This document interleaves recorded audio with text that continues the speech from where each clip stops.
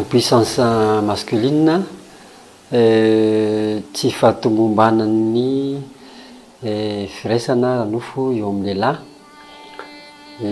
Raha tokony izy moa zany tokony hoe mipivady ao an-trano no tena tokony hoe miaina amin'izany, ka ny fisian'ny ino moa zany ny fanitsakitsahana ny tokantrano koa de efa miteraka korontana amin'ny mpivady de tsy milamina ny mpivady de efa antony mahatonga an'izay anankiray. Zany hoe mpivady zany aloha zany mila firaisan-tsaina sy firaisam-po mba hampimombana ny firaisana na eo amin'ny lahy na eo amin'ny vavy. Ny olona mifoka sigara sy misotro toaka ihany koa de somary osaosa miohatra amin'ny olona raha oharina amin'ny tsy mifoka sigara sy ny tsy misotro toaka. Misy koa ny karazam-panafody zay mahatonga an'izay zavatra zay dikan'izany hoe aleo foana ny dokotera no manome fanafody antsika mba hisorohana mety favoazana eo amin'ny lafiny anankiray io. Ny ireo karazana hoe trangany tampoka na tonga fahatairana na tahotra teo amin'ny anankiray koa ny olona anankiray koa de nisy mahatonga zany ohatra hoe voaroaka tamin'ny asany le olona, very vola vaky trano, ny zavatra mampalahelo be zany na taitra be de efa anisany mety antony mahatonga an'izay tsy fombiazana zay. Ny fiakaran'ny tosi-drà zany ka aleo zany ny tosi-drà mihinam-panafody foana sady manaraka ny fiainana ara-pahasalamana tenin'ny dokotera mba tsy hiteraka ao amin'ny tranga hafa ohatran'izay. Ny fatapahany lalan-drà,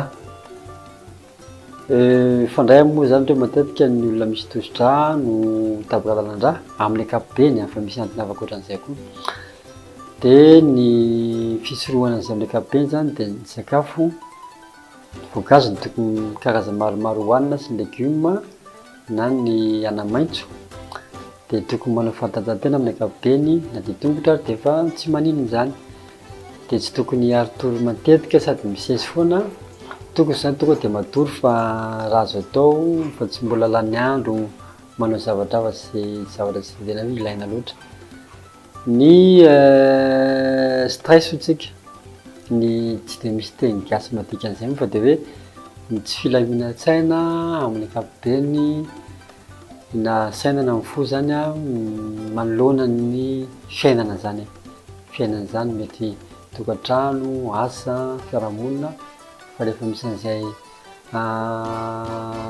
stress na tsy filaminan-tsaina zay de efa tsy mahatombo an'izay koa amin'ny lehilahy.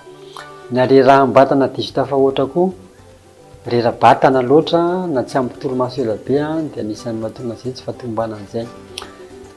Ny fatavezana, rehefa diso matavy be loatra zany ny lehilahy, be kibo be de efa anisany koa zany zay. Ny tsy fampiasam-batana mihitsiny, zany hoe ny olona tsy mampiasa vatana mihitsy, anisany koa zany tsy de matanjaka eo amin'ny lafiny izay de ny ataontsika hoe ny routine hozy tsika, ny zany hoe ny tsy iovaovana mihitsy eo amin'ny fiainana tokantranon'ny mpivady isa mahatonga an'izay. Ilaina zany indraindray mpivady miaraka mitsangatsangana makany ambanivohitra na ny eo amin'ny firaisana avy any fotsiny ary de efa misy mipetraka izay hoe tsy fiovaovana zay na hoe routine zay, de ilaina zany mba miova endrika amin'ny lafy maro samihafa angamba ny tsika mahafantatra an'izay arakaraky ny fahazarana sy ny fitezana azy ny olona satria zay koa anisany tsy mahatomombana ny firaisana ary nofo eo amin'ny mpivady. Misy karazany moa zany le hoe impuissance masculine zany na hoe tsy fahalavorarin'ny firaisana ary nofo eo amin'ny lehilahy. Misy ny tena hoe tonga de tsy mety mihitsy, reny amin'ny ankapobeny de efa hoe misy aretina mihitsy zany hoe vokatry ny fatapahana lalan-drà na na hoe nisy favoazana eo amin'ny ara-nofo na lalandra na ozatra.